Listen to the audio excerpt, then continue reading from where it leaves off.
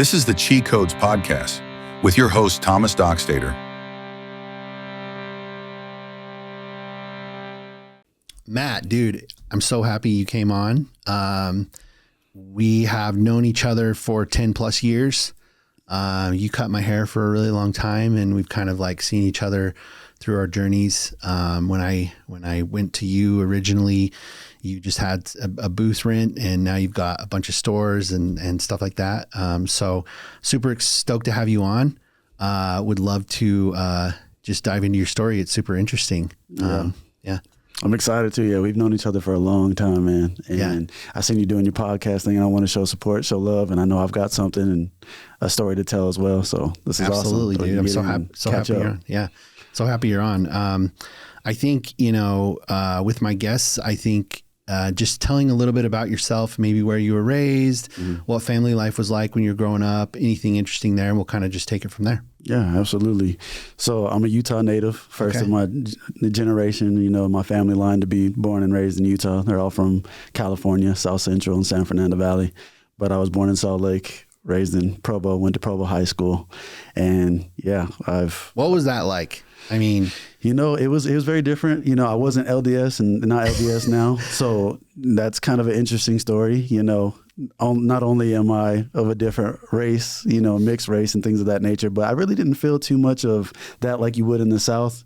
You could say some of the racial experiences in Utah is very more of like an ignorant kind of racism of like they just don't know.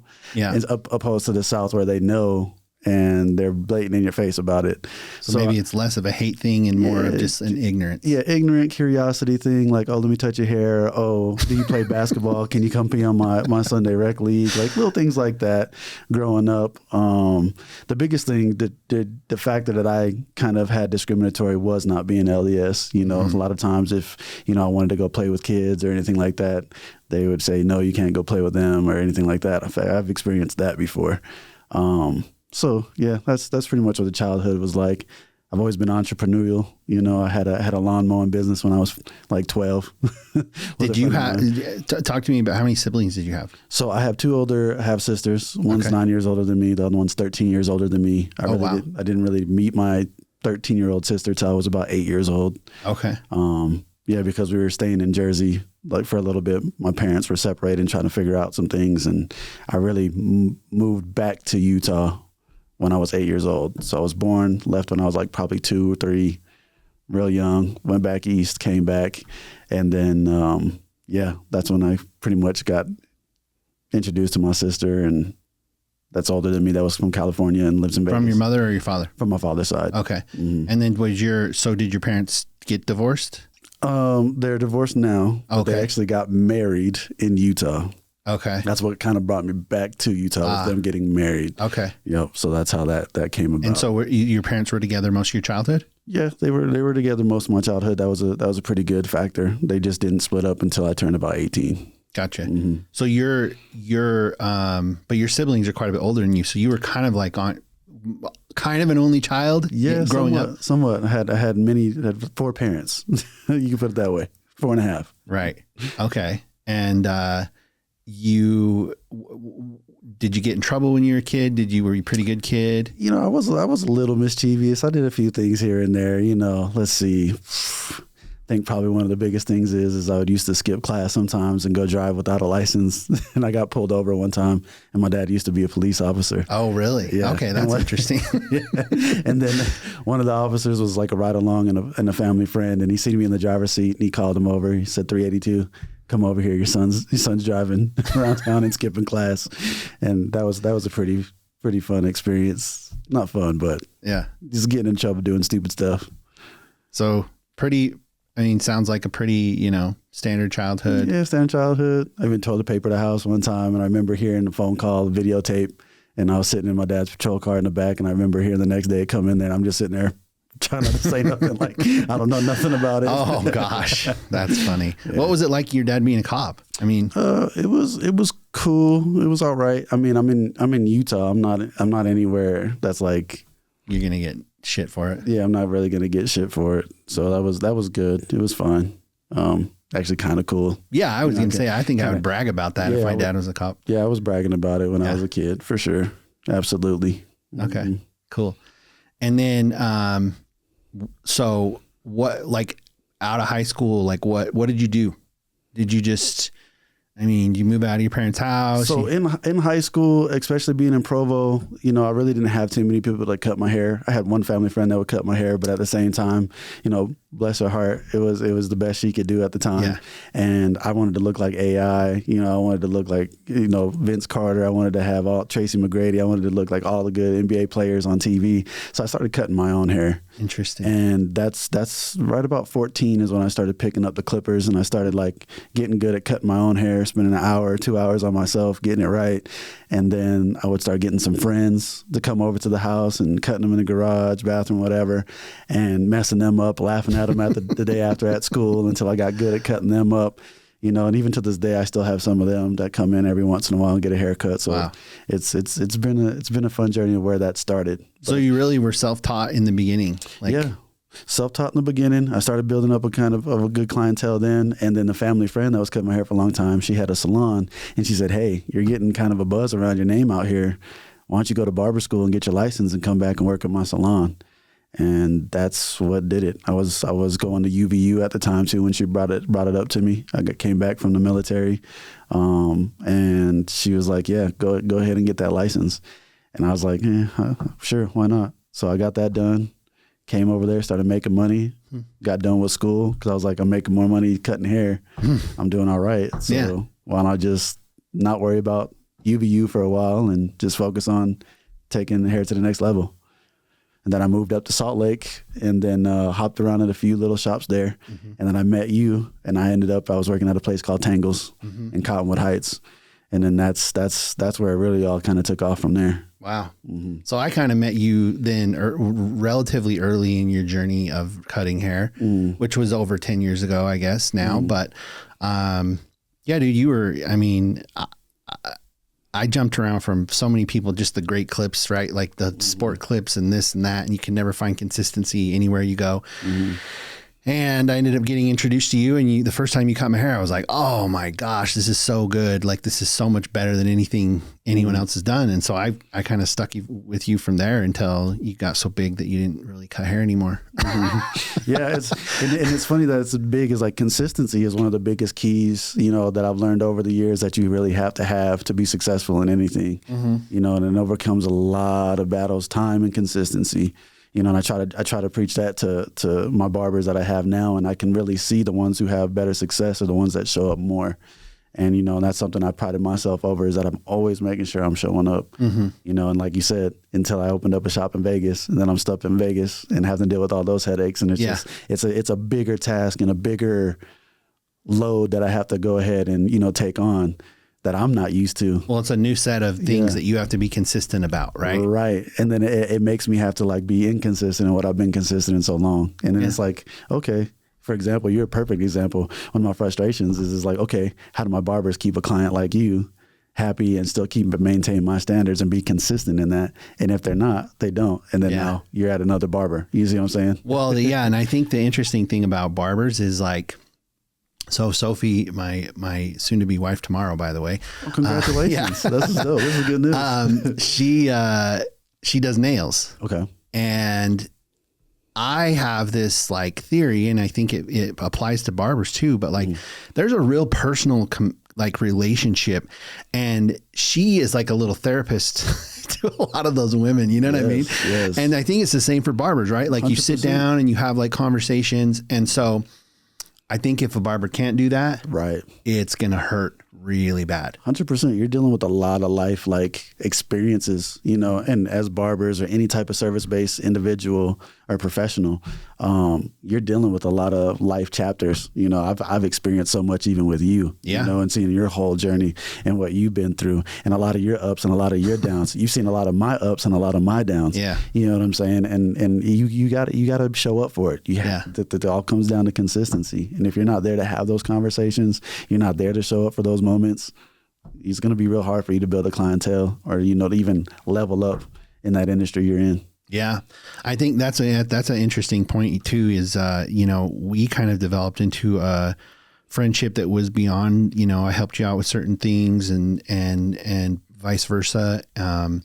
You know, we should talk about that because I talk about it so much in my book, and I talk about, tell stories of when I was an alcoholic and things like that. But you kind of witnessed me 2015. That was 3 years after my divorce with my son's mom. And that was quite literally at the height of my alcoholism. And so, if you can recall any situations where I was maybe acting a fool, let's hear them. Cause I'm interested, because I may have forgotten about some of these things. Honestly, from what I recall, Thomas, like I tried my best not to be a judgmental person. Yeah. One of my fundamentals, with my religions is that try not to be judgmental. I leave that up for God. Yeah. But if I'm gonna go ahead and be honest, you were a hot mess when I first met you.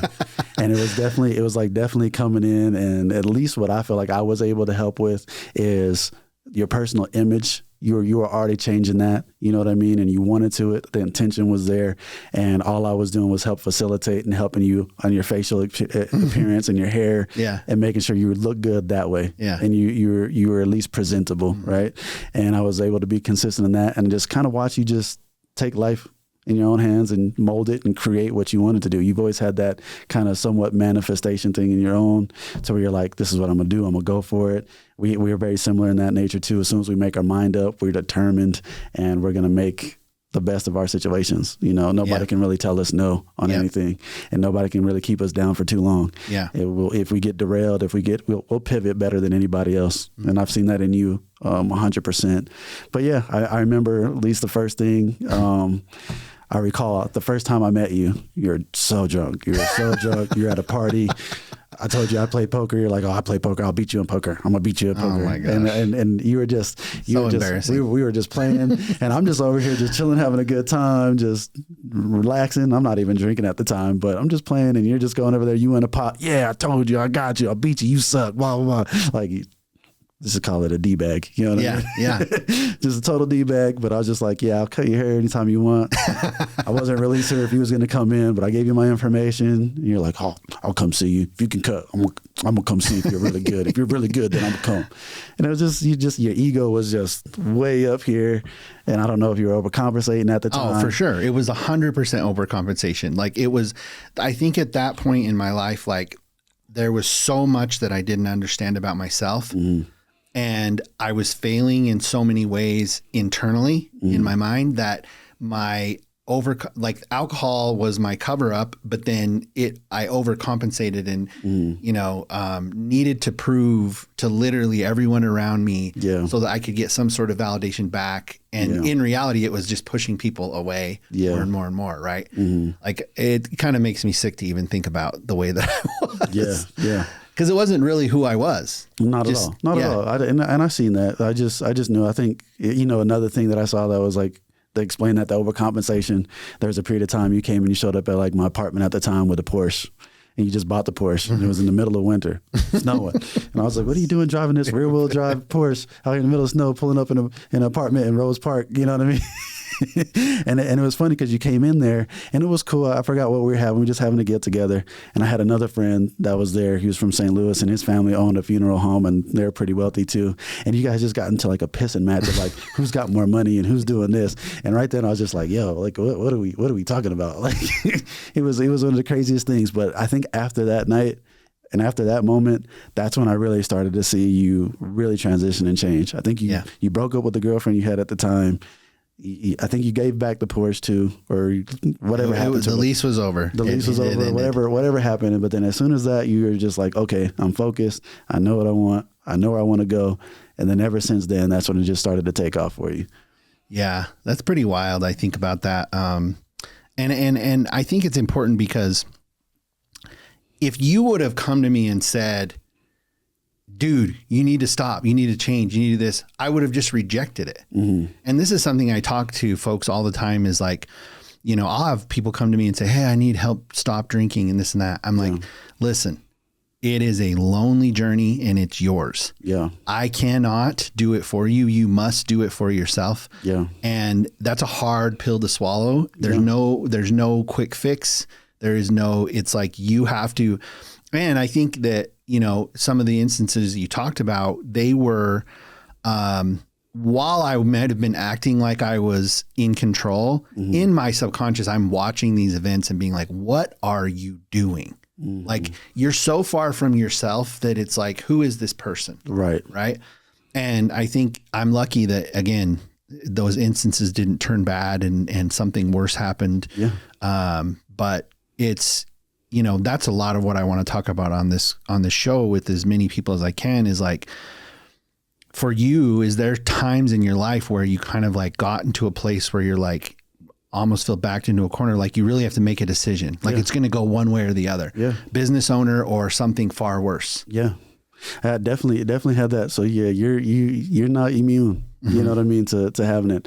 And even I wouldn't say fairly recently, but even since I started Barber League and my Barber League journey and opened up the Vegas location, just having such a new, how do you say it, a new world for me as a business owner. I've been a phenomenal barber for 20 years, but now I'm a brand new business owner in 2020. COVID just happened. I'm expanding and having growth faster than I can even imagine, because I've got, just like that, in a matter of 6 months or 9 months, I've got 3 locations and I need to go open up one more in Vegas, right?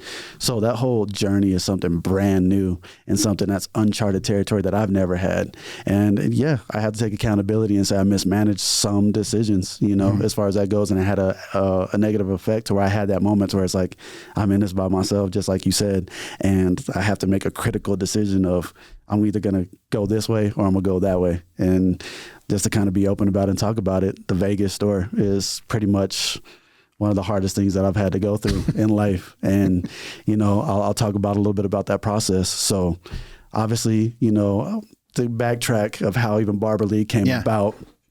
I'm cutting in Cottonwood Heights, you know, I'm doing my thing, averaging damn near 20 haircuts a day, killing it. You know what I mean? 20 a day, dude. That's long days. 20 a day, 5 days a week, just clockwork. I finally get a client that's pretty well off and they say, hey, you've been doing this a long time, Matt. I know you want to have your own shop. Let's invest in you. And we believe in you. Let's get you your own shop. So I go ahead and we start looking for locations. I do my market research. I feel like the district area is the best place to be, kind of get some quotes and things of that nature. Price is a little high. We're still figuring it out. I'll never forget, on a Friday, I get a call from Liz from Southtown Mall. I'm in the middle of my busy Friday. Answer it. She says, hey, this is Liz at Southtown.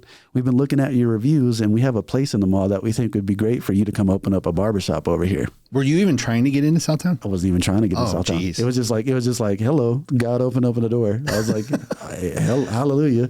I go over and check it out. I just getting chills, like, you know, because as soon as I get that call, I'm like, yo, we weren't even thinking about that. I go check it out right off the freeway, plenty of parking. So it's like, check. It's also in the mall. It's in the mall. Which is so genius. Let's think about this for a second, folks. Yeah. He put his barbershop in the mall. The foot traffic is wild, right?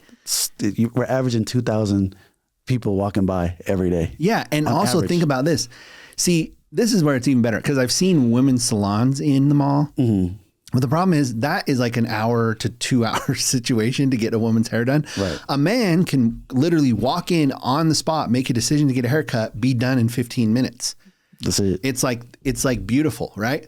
And so beautiful. All these other places, like your average barbershop that's just on the side of the road, we don't have foot traffic. People drive, right? We're not in New York City or in Manhattan where there's like actual foot traffic, especially in Utah. So in the mall, genius. They gotta drive by at least 10 to 20 times before to where they're like, oh, I know there's a spot that I drove by that get a haircut when they need one. Yeah, exactly. It takes some time.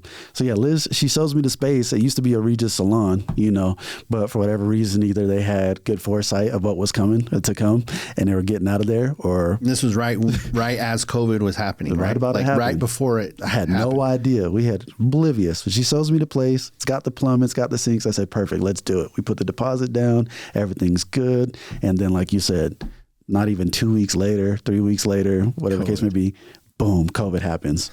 And to find out, my lady at the time, she's pregnant. I find that out too.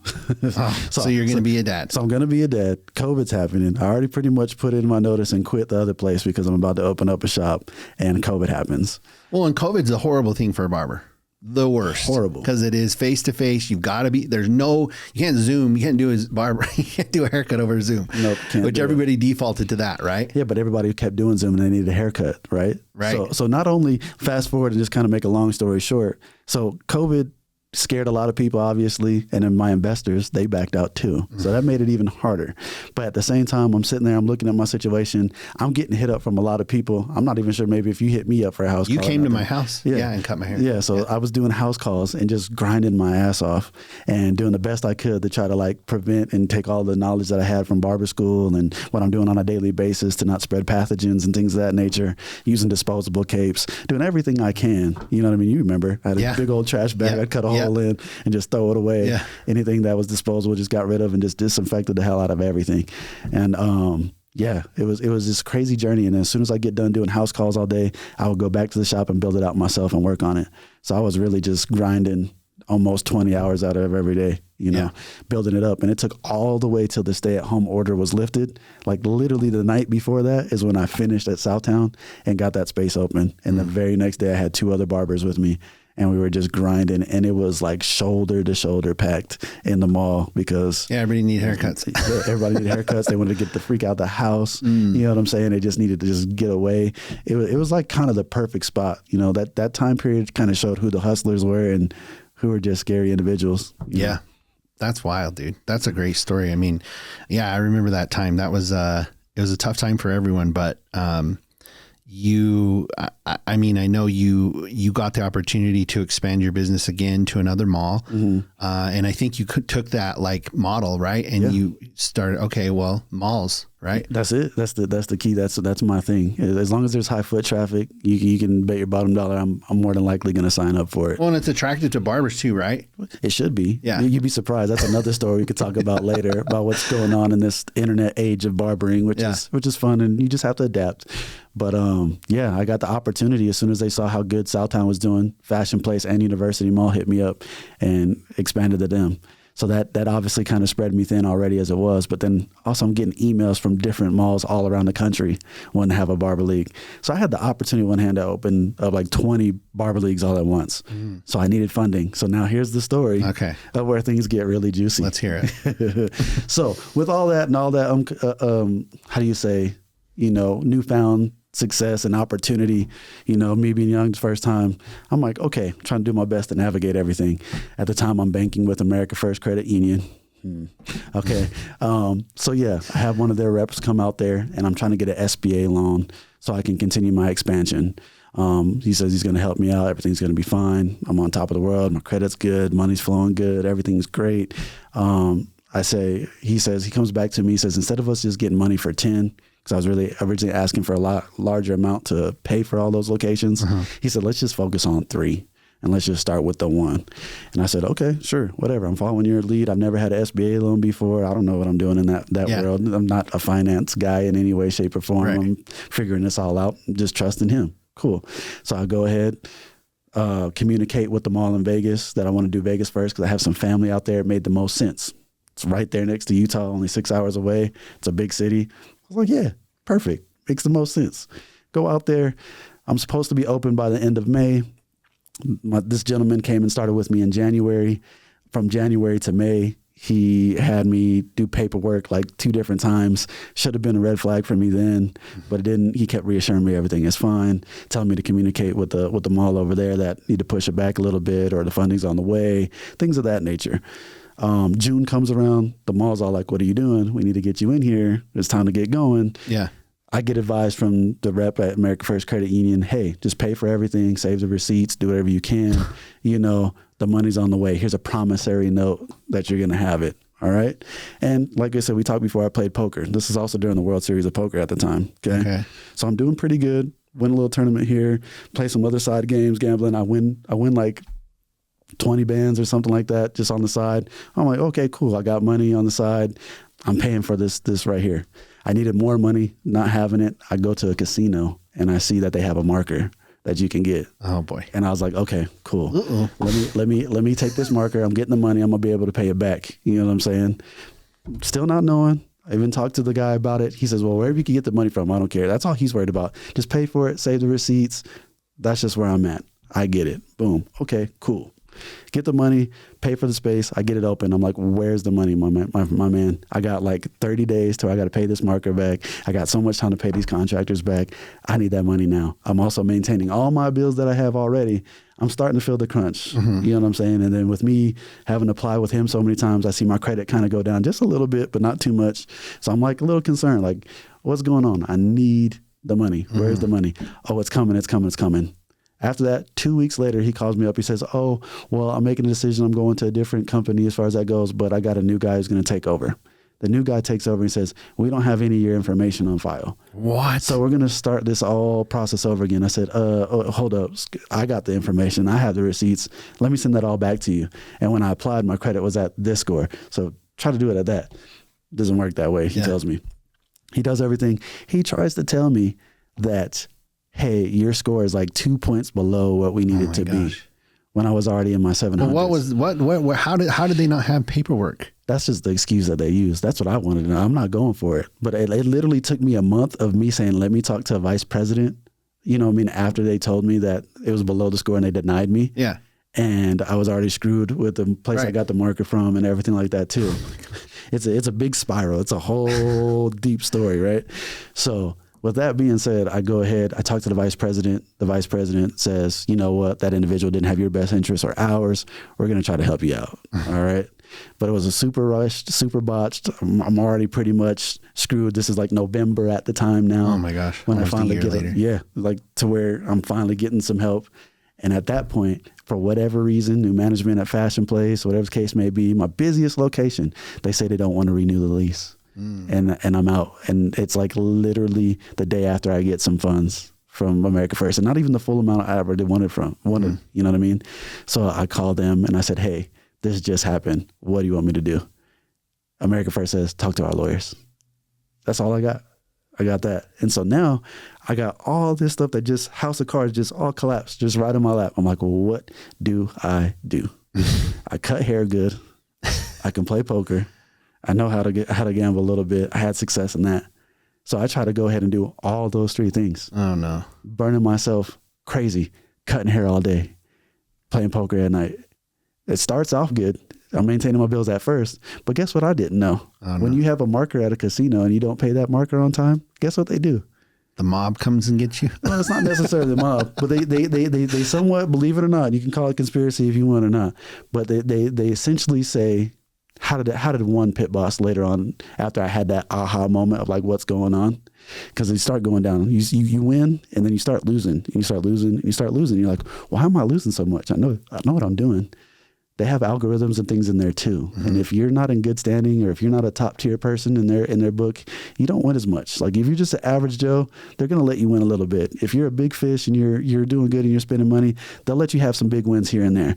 But if you're in bad standings, their algorithm is not going to let you win so much. Who's that one gambler guy with the tattoos all over his face? I think his name's like Mickey. Yeah, Mickey something. Mickey he talks about that. Yeah. So that's what happened to me, but it came down all to a head because I was just like, okay, I got all these bills.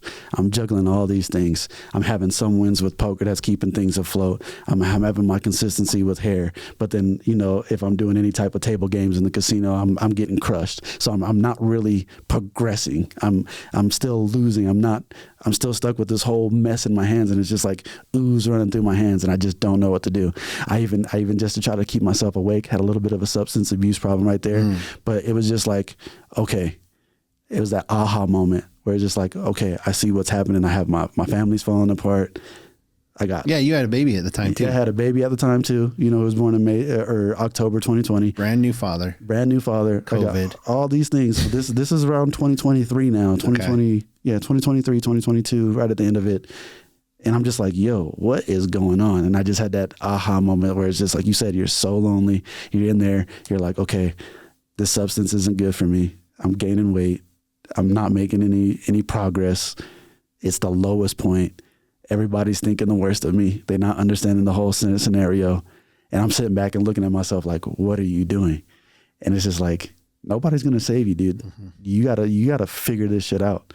So then as soon as that moment happened and that aha moment, and it's really, I talked to a pit boss at a casino because it was his last time. I'm sitting there and I was playing roulette one night and I was sitting there spinning it and I was just in my stupor, like, what's happening? They're literally just taking the money and I'm supposed to win it. And I talked to the guy and I said, what's happening, bro? Like I was on top of the world one moment during the World Series and building my business. And then now it's like everything's crashing down. What's happening? Like I'm in tears, you know? And the guy looks at me, he's like, you know what? Me knowing you and the time that we've seen you, you're really good, man. But I'm gonna tell you honestly, you got a situation, a marker over there in Green Valley. And if you were to happen to take care of that, you might have better luck. That's all he had to say.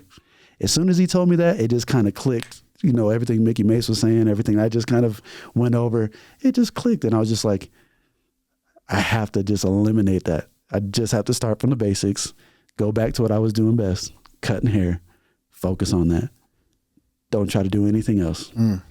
So then again, I got my focus back, focused on that again.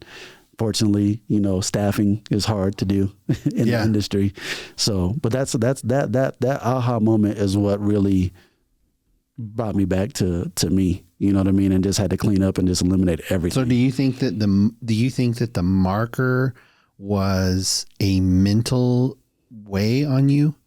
Like your actual energy? No, I don't think it's the marker per se. I think everything in the events that I couldn't control, and in a way, just by him telling me about that marker, and if that marker, with that marker being there, it allowed me to snap too. Because if that marker wasn't there, and maybe the same scenario was there, and I didn't have anything like really driving me down, I probably would have been continuing to go down that path. Like if I was having any somewhat semblance of success, you know what I mean? Because if that marker wasn't there, I can maybe argue and say I would have had some big wins and been able to still somewhat progress because my skill is there.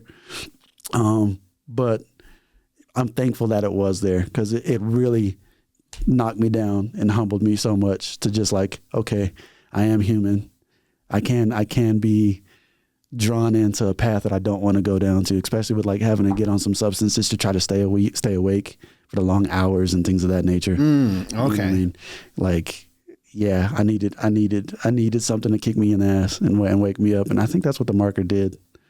You know, it really did. It hurt like hell, you know, but yeah, I try to look at the positive in everything. Yeah. Especially now. So, and that's interesting. I mean, there's a lot of things that's happened when it comes to that with you. I won't go into details, but so when you say you went back to basics, like talk to me a little bit about that, because I think a lot of people face that, right? Yeah. Like for me, I tell people this all the time. Yeah. You don't start drinking, you don't drink and think you're going to become an alcoholic. Right. No one thinks that. Yeah. No one thinks that. Yeah, you don't start doing any type of substances and think you're going to be a drug addict either. Or you're right. Exactly. And the thing is it's the only time you realize you're an alcoholic is when you are. Yeah. And it's when you've gone way too far and people are literally telling you, dude, you have a problem. Exactly. And even when they tell you that, you don't want to hear it. Right. Right. So for you, like, you know, it sounds like you were saying like, it's like all these little things creep in, right? Right. And before you know it, and it can be the smallest thing where he literally pointed it out to you. He's like, hey, and you said, it just like clicked. Yeah. You're like, whoa, what the heck am I doing? Yeah. Like even before like that whole journey, like there was even murmurs like, oh, Matthew has a gamble addiction, or Matthew is, you know, this and that and a third, you know, and I would just kind of silence it because I knew it wasn't true at that point in time. But then like when things like this, and I kind of relied on the skills that I did have and me knowing how to gamble. And then once that kind of got manipulated and actually did come to fruition. And then when people were even starting to say, oh, again, you have a gamble problem, or you have an addiction problem, or this and that, I wasn't really hearing it because I was in like survival mode, really. Like that's what I felt like at the time. I'm like, I'm doing this because I don't really have a choice. You know what I mean? That's what it felt like, you know? I didn't really see any other option. You know, I had minimal, looking back at it, success that just kind of gave me the illusion that I was going to be able to bail me out and fix it when the whole house of cards collapsed. But then once it was sour and I didn't know that one variable of that marker going to really turn it around. Because like I said, even in 20,000 in a night, how many people do you know that can win 20,000 a night gambling? You know what I mean? Off a skill. Yeah. You know what I'm saying? Yeah. So once you have that, you get like a different confidence. But then like once you're not able to repeat that because there's different blocks keep happening over and over and over again, it's just, you have to wake up and smell the roses at some point. You know what I mean? Yep. And it took a, I'm grateful it didn't take as long because it could have been way bad. And all those things can destroy you. Right. It was on the way too. Yeah. But I'm glad it caught me at it did. You know what I mean? But you're right. Like people would try to tell me and say certain things and I wasn't hearing it because I was in survival mode. But it wasn't until like I was in tears and I physically watched it from my own eyes. Like this is like magic. Like this is not real. This is not real life. What is happening? And once he kind of told me and just put it in perspective, you pay that marker, everything changes for you. You might have better luck. I just took it as handle your business and you'll have better luck. Refocus what you need to focus on. You'll have better luck. That's what I really heard, you know? Yeah. And I just eliminated gambling altogether, went back and reset to where I'm just cutting hair, starting on the basics. Even before that, I did somewhat of a sabbatical just to get myself right. My health wasn't good. I had environments where, you know, just to say it, my family life, the home life, I wasn't coming home to a place where I was wanted. You know what I mean? So I had to just get away. You know, I went away, did my best to eat healthy, do good, recenter myself, meditate, do everything that I could just to get back to me. How does Matthew love Matthew again? And that helped, number one. And then once I got good at that, felt ready to come back home, battle the battles that were waiting for me here, came back, focused on just cutting hair, doing the things of just as a barber, what I did for 20 years that made me really good, being consistent, doing the best I can to try to save the location in Vegas and all the locations that I had at the time, and just doing what I can just to focus on that. Isn't that interesting that you stopped doing the one thing that you actually were really good at? And I get that because it's like you want to progress and you want to grow, right? But like when the wheels started to fall off, you actually weren't doing the things that you were actually good at. Right. And I mean, look, so the way I hear a lot of this is you're on this pursuit and the pursuit is, in your mind, there is some pinnacle, right? And it could be that you franchise your barber league or whatever, I don't know, or it's a dollar amount that you make or something, right? You're doing all this stuff to get to that. Right. But what happens is your life becomes almost unmanageable with this one idea, but you have your child, right? You have like your day-to-day, your health, like all these things that like becomes all consuming. And then the thing is what your life turns into is almost destructive disaster, but you still have this one thought of where this pinnacle is. And what I think is even more dangerous is when you achieve it, when you're in that state. Yeah. Cause then it makes you spiral worse. So I always tell the story of like one of the worst days of my life is when I bought that Porsche. Yeah. Because in my mind, I had the money to buy it and I got it. Yep. And I had gotten a new house and all this stuff. And I'm like, I'm so unhappy. I'm supposed to be happy right now because I've achieved this step, right, in my progression.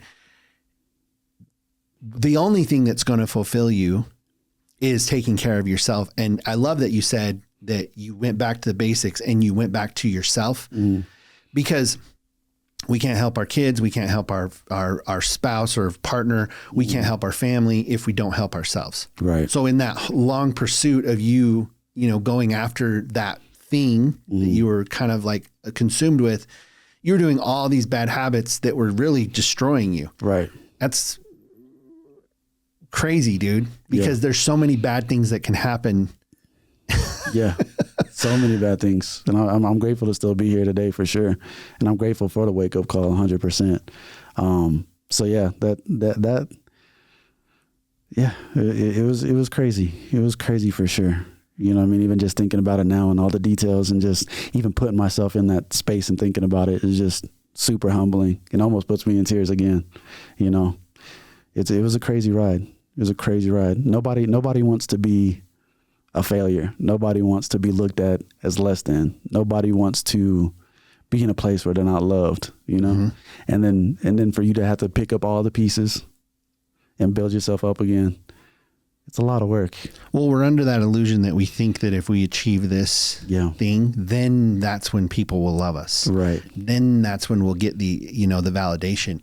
When in reality, that's not true. Yeah. It's just simply not true. 100%. We know lots of people that have money that are not likable people.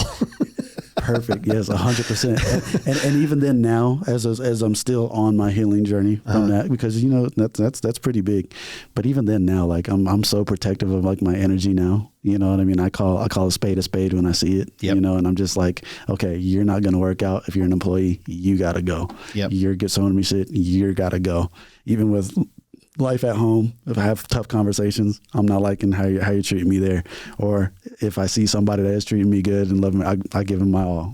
When you had that switch flip, what was the things like you kind of brushed over it, but like what were the things that really you anchored onto in saying like, all right, here's what I'm going to focus on that's going to help me rebuild this. Mm-hmm.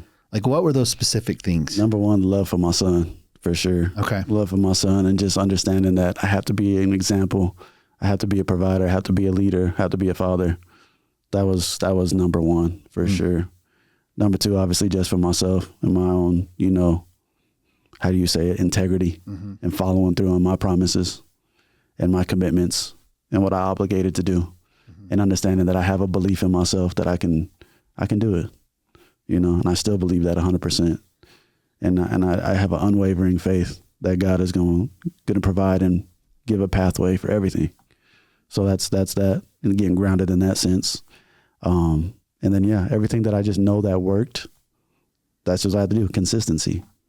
That was your base. That was my base. Yeah. You know what I mean? As soon as I, the Vegas chapter was closed down that location. I'm back here in Salt Lake. I'm focusing on the 2 locations I have left over here, Sandy and University. I'm putting in all the work, showing up, open to close, both locations, doing it. Yeah. And just grinding. And I would wonder also if you could make a comparison of the actual level of fulfillment and happiness that you had between the two. Because it sounded like before you were just chasing. It was a big chase. And you were living in a lot of lack, right? Yeah. Wanting to get somewhere and not getting there. It was the dream. And the opportunity, the dream at the time was that I can be in every major city. It still is somewhat the dream and the goal, to have a barber league in every major city, because we have the recipe, being in the malls, all that is there. There's nothing wrong with the business concept itself. It's almost perfect, if I'm to say it humbly. But yeah, just the sense that it was just so obtainable. It's just right there within reach. And I didn't really focus on what I had at the moment. At the moment, if I would have just sat there and was like, I got 3 stores right here that are doing great, and I could just focus on that, I don't need to worry about Vegas location. My life would look totally different. Totally different. I'm going to be honest with you, dude. I think I remember saying that to you. I said, why open in Vegas? Just make these ones run good before you go. That's it. And then, of course, Vegas is just a temptation for gambling, dude. It is a temptation as far as accessible, and at that same time, I thought I could have it in control. But like I said, circumstances in life has a weird way of exposing some of your weaknesses, and it will put you to the test. And that was definitely a test that I had in life for sure. But I think, and see, this is how I look at all of my trials and stuff that I went through. They're so valuable. Like those are the things that actually give you the battle scars and the experiences that will forge something really, really good. Like to your point, it's not over. You tried it a certain way, right? And unfortunately you had to go learn some of those lessons. Yeah. And no one could have told you that. Yeah. I was getting bricks thrown at my head, and it just took a second for me to move out the way. Yeah. That's all. But no one could have told you that. Right. Right. You had to experience it for yourself. Now you understand, you're like, oh, okay, I actually know what it takes to make a location work. Right. And what doesn't, right? What doesn't work. So, I mean, I think, if we look at any great success stories, there's always those moments of like clarity and like low points where, I don't know, they talk about like Apple and this and how they got denied and no one wanted them and blah, blah, blah. Right. Like it's always these comeback from behind. They had some bankruptcy or this or that or whatever like thing that overcame them. But to your point, just like with you being a good barber, you said it in the beginning. Consistency was the key. That's what it was more than anything else. Yeah. So with your business, you had locations that you had to shut down, but ultimately it's like, okay, I've learned my lesson. I'm not going to give up. I'm going to continue to drive forward. And I love what you said is like getting back to the basics and saying like, hey, how do I make this thing work on a day-to-day basis versus trying to be the mogul, you know? Yeah. Perfect the day. That's all I'm trying to do is perfect the day. Make it just be as smooth as possible, checking on it, maintaining it, tending to it, watering the flowers. Yeah. That's it. Just basic stuff. Not trying to do too much. Well, when you get it so in lockstep, right? When you have like this repeatable process that you actually know the recipe so clearly, then it's like, then that's when the expansion becomes a much more like straightforward thing. Yeah. Cause you're like, nope, I know exactly what to do and how it works. And this is how we can repeat this process over and over and over. 100%. And that's kind of where we're at today. So today I'm at that point to where it's just all about team building, people finding the right team that's going to go ahead and repeat this process, you know, and that's where I'm at. If any licensed barbers is watching this, this is a really good time to come into the Barber League 100%. Okay. We're guaranteeing that they're making $100,000 a year, but they just have to listen. Wow. That's it. So you have the process for them. I got the process for them 100%. I've even got the incentives to get them over there. You know, anybody that knows a licensed barber, including you, if you have them come over there and they work with us over 90 days, you'll obtain $1,000. I'm giving $1,000 to you just to refer them. Any barber that comes over that is licensed, they make it 90 days, they get $1,000. Also their first 2 weeks, I'm guaranteeing that they make and take home $1,500. Oh, wow. If they don't, I'm making sure that I match it. Oh, wow. You know what I'm saying? But they just have to listen. And that's what's going to be. If you just come listen to the game I'm giving. I've been doing this for 20 years. There's no really any business owner, shop owner, anybody in this state that really wants to do any kind of competition or challenge me as far as that goes, humbly. But I'm up there. I'm up there with the rest of them. You know what I mean? Like, put me up there with the best of the best as far as that goes, taking care of clientele, giving a good quality haircut, giving them what they actually ask for. You know what I'm saying? Yeah. Not being a diva, not being dramatic, things of that nature. I'm full circle barber. Yeah. And I'm going to teach every barber that comes in how to be that full circle barber. There's a lot of barbers that are really good on timing. You know what I'm saying? They show up consistently. Maybe their haircut's not that good of a quality, but they still have more success than those who have good quality haircuts that aren't showing up, that are only there for a few hours a day. You know what I'm saying? Yep. Maybe have a bad personality. You see what I'm saying? Yeah. It does start with, it starts with the consistency. I'm going to show you how to become consistent. Number one, I'm going to show you how to market yourself. You know what I mean? And just show up and just be the best professional you can be for yourself. Yeah.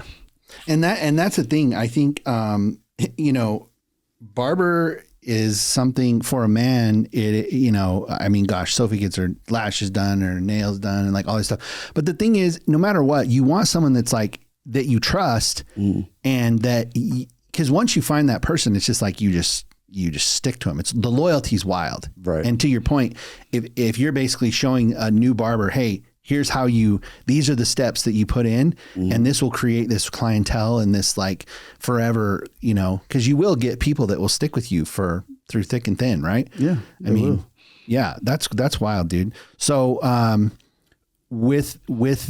with your current state now, what you're doing is, you're really just trying to build a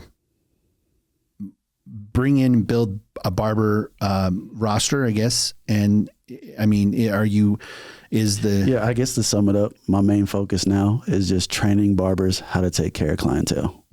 That's it. Yeah. That's the real simple formula. Yeah. I'll show you how to do that. You know what comes to mind with that is, think about Chick-fil-A. It doesn't matter what Chick-fil-A you go to. Yep. It is the same experience. It's always their pleasure. It is. And that's actually wild if you think about it, because you could say their food is whatever, right? Like I would say it's decent. I mean, you know, whatever. There's lots of chicken places though, but for some reason, Chick-fil-A, you know, you're going to get the same experience there, and it's a good experience. Yeah. You can tell the people care. You can tell they put forth the effort. It's a world of difference between going to that and like a McDonald's or something where it's just like, it's a horrible experience, like most of the time. Right. So with yours, it's like you can train folks to give that experience. And that experience, I love that you're saying it's teaching a barber how to take care of their clients. That experience is what is going to drive people to come back. Maybe not so much. Sure, you want a good haircut, but like to your point, if they're really good, they take care of their clients. I have barbers that give not so good a haircut, but their personality is phenomenal and they're consistent. Consistency is phenomenal, and they're making more money than the barber that gives the A1 haircut, but that doesn't talk to their client. Dude, I went to a lot of bad people at Sport Clips for a long time. Because she was just nice and this and that, right? Yeah. Like personality, just to be able to just be there, familiar face, familiarity. Yeah. It goes so far. And you know, the thing about the barber industry and beauty industry, I'm gonna just stick to the barbers though, because I'm not gonna speak too much on like cosmetologists or nail techs or anything like that. But barbers right now, it's such an interesting time. I'm gonna use that word, interesting time, because the internet, social media, and just where society is right now, it's instead of being a barber and being the basics of that, and the novelty of being a barber, it's lost to where now you can become a celebrity. Now you can become a brand. Yeah. You see what I'm saying? Oh yeah. And so there's a lot of, you could say, online courses that teach you as a barber how to become a brand or how to go viral and how to become a celebrity. But that's not long-term success. And unfortunately, well, it's not even the same business. It's an entirely different business. It's not. It definitely kind of taps into like the law of attraction. You're definitely going to get a lot of attention. You're definitely going to get some motion. You know what I'm saying? But you know, after a while, people are going to kind of see, again, calling a spade, they're going to see what's behind that shiny object and see, okay, is it really shiny behind that first layer, or is it kind of moldy and crusty and got a lot of holes and Swiss cheese, you know, stories in it, you know? Yep. And if you don't have the foundations, if you don't have the principles, you can try to be a celebrity barber. You can try to be, you know, a clout chasing barber, whatever the case may be, all you want. But eventually it's going to expose itself. Yeah. You know what I mean? That's actually a great point, because with what I do, I'm trying to build like a following, but not based on how many views do I get.